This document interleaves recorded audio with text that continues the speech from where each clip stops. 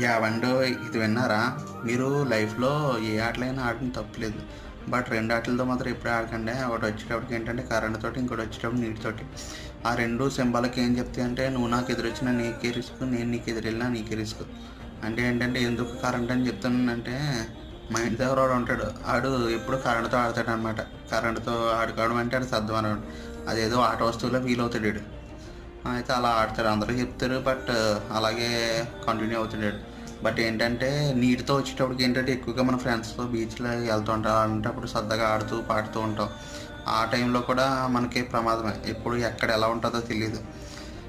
కాబట్టి జాగ్రత్తగా ఉండండి. ఇప్పుడు సపోజ్ కరెంట్‌తో అయినా, నీటితో అయినా మన ఫేవరబుల్‌గా ఉన్నంత వరకే, మన స్వాధీనంలో ఉన్నంత వరకే. ఒక్కసారి అన్‌ఫేవరబుల్ కండిషన్, మన స్వాధీనం లేని పరిస్థితి ఏర్పడిందనుకో చాలా అంటే చాలా కష్టం. ఒకటి గుర్తుపెట్టుకోండి. మీ ఇంటి దగ్గర మీకోసం మీ తల్లిదండ్రులు ఎదురు చూస్తున్నారన్నా